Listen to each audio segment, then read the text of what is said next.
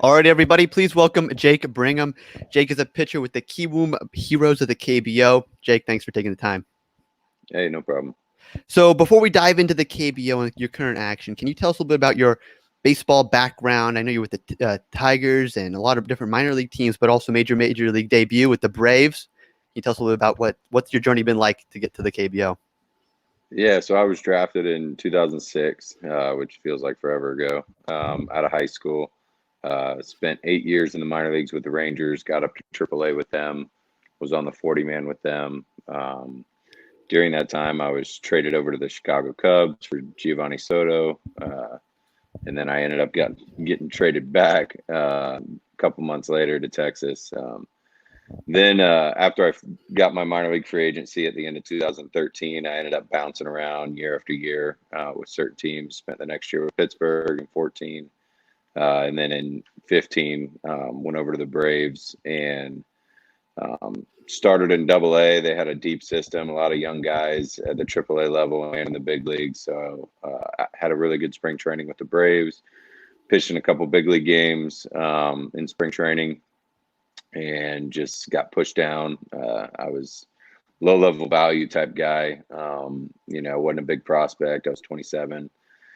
Went to AA, pitched really well. Went to AAA for about a week, and then finally got called up after 10 years in minor leagues. So it was really cool to finally get that call up with the Braves, a team that I grew up, watching, being from Florida. A lot of Braves fans in my area, and so it was pretty cool to finally get that opportunity. Yeah, sounds very cool. I saw that clip actually. Was your family in attendance for that debut? What was that whole experience like? Yeah, it was really cool. So I got called up and flew to Pittsburgh, spent 2 days in Pittsburgh in the bullpen, got up in the bullpen a couple times, never got in the game. And then it was kind of cool. We had an off day, flew back to Atlanta and, Orlando. I live just outside Orlando. So it's about 6.5 hours from Atlanta. So a bunch of my family came up, my wife, my daughter, parents, in-laws, brothers and sisters came up and got to see my debut that first day back. So that was really cool. Very cool. And then you go over to Japan, I believe. You were with the Golden Eagles, and the Tigers Yep. sold your rights. Is that right? What was that foreign jump like for you the first time? Yeah, so I signed after the Braves. I signed with Detroit, and the day I actually signed my minor league deal with them, Rakuten reached out that same day. So luckily, we had negotiated a buyout, an agent clause in my contract. So never pitched for the Tigers, but they made a lot of money off me that year just by selling my rights. So yeah, I went over there. It was great. It was incredible. My wife and then my daughter was 2 at the time. We really enjoyed it. We made some incredible friends that we still talk to today pretty regularly. The opportunity for me, I never really got the opportunity to get an extended look in the big leagues over there. I got hurt in spring training. I pulled my lat. It was kind of just a freak accident. I wasn't used to the jet lag, wasn't used to the dehydration that your muscles get during the jet lag. So I really hadn't gotten adjusted over there quite yet. And I was being pushed to kind of progress kind of fast, and I shouldn't have. I should have just listened to myself, listened to my body, and pulled my lat. And that ended up putting me behind the 8 ball kind of. So I didn't really I only threw like 35 innings in the big leagues over there. Threw really well in the minor leagues over there, but I felt like I really didn't get the opportunity to show what I could do at that level. But as far as culture goes and experience, Sendai was great. We really enjoyed it. Like I said, we made friends there and enjoyed the cultural experience there. And now you're in the KBO in South Korea now. Another kind of new culture, but still overseas baseball. What's that been like? Maybe pre-COVID. What's been how have they welcomed you to the league so far? It was amazing. Coming from Japan, it definitely made the transition easier. It is a little different culturally, but being away from home, out of the country, definitely made it easier having already spent a year in Japan. So yeah, I signed actually back with the Tigers after Japan. They waived my rights, signed back with the Tigers. Was actually an extended, same kind of thing, older minor league sign. Guys, prospects were in AAA, kind of waiting for an opening.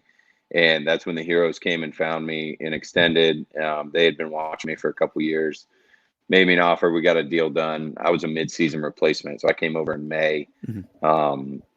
So I got in, and it was like, here you go, put up or shut up, right into the fire. So getting to know teammates, getting to know style of baseball here, it had to happen quickly, which was great. I really enjoyed. I loved my time in Japan, but in Korea it's so much different because there are no replacement guys. There are no minor leagues. Like you get 3 foreigners and that's it. Whereas Japan, you get unlimited foreigners, but only 4 are active in the big leagues. So here it was much better for my personality. It was like, hey, this is the first time I've gotten a real opportunity. It's like, here's the baseball. If you stink, you go home. You gotta just gotta show up, pump some heat, get in the zone. Yeah. So there's no politics behind it. There's no oh, we paid this guy more money, so he's going to be in the big leagues and you're going to be in the minor leagues. It's just go do your job, and I love it because it's all on my shoulders. If I'm not any good, at least I know it's on me. It wasn't for any other reason. So I've really enjoyed that opportunity. Let me ask you now about kind of the teammates and that language barrier, maybe a little bit. Someone that's played in Japan and now in Korea and in the bigs. What's that been like with the kind of introduction to new teammates? Is it harder now with new teammates that maybe don't speak the same language? Do you have a translator? Can you just shed a little light? What's it like kind of working with players that might not speak the same language? Yeah, we have translators, which is great. The Korean culture is very friendly and very welcoming. The Asian culture in general is a hierarchy of age and respectfulness, and so that takes some getting used to as an American who we just speak our mind. And me as nature, I'm a more respectful person, anyways. So it was a little easier for me than some people that are from different areas of the country or whatnot. But I'm a very outgoing person, and I'm not going to let the fact that we don't speak the same language hinder me having a relationship with you. So I am definitely out there. I use my translator a lot. I try to learn the language as much as possible. It's a very hard language to learn. So that's been challenging, but I go out there, I spend time, I get to know these guys, I get to know their families. Me and my wife have them over for dinner. We take them out, on date nights with couples and try to get to know them. So I've really tried to plug myself into the culture and into my teammates. I got to ask then, do you have any secret high fives with some of the guys then? A couple catchers after a good game, dapping them up? Yeah, I mean, not really. That's more of a position player thing. I feel like being a pitcher is so boring. You strike a guy out, and nobody really cares. You hit a home run, fireworks go off, and it's, I don't get fireworks for striking out the side. So. That's yeah. I'm just kidding. So, tell me what's been your favorite thing then about the KBO so far? I know the preseason now under COVID has been different now with no fans, but kind of what's been your favorite aspect of just meeting the guys, the lifestyle overall? What's been the one fun thing you really enjoy? For me, it's not so much the lifestyle. Selfishly, it's the first time that I've been able to truly compete for a championship. Coming through the minor leagues, you're always evaluated. It's, what's your strike percentage? What's your velo? Strikeouts to walks, all that kind of stuff. And then once you get to the big leagues, in my scenario, it was like, okay, I just need one more day. One more day. Like it was I never came to the field like, hey, how can I help the team win? It was all about, I just need to be better than the guy that's sitting in AAA right now. So because I was never that level of big leaguer, whereas here it's like I get to go out and I get to work on my craft in order to help the team win, and it's been cool. This is my 4th year that every spring training I come in, we have the same goal in mind from day one. It's not about trying to make the team. It's not about trying to stay on the team. It's like, this is my job. This is my role. How can we win? How can we get to that next level? So for me, that's been the coolest part about being over here. And just having the same guys. The last 5 years in the States, I was on a new team every year. I was in a new organization, having to learn new names. So this has been the stability for me has been the most fun about being over here. Mm-hmm.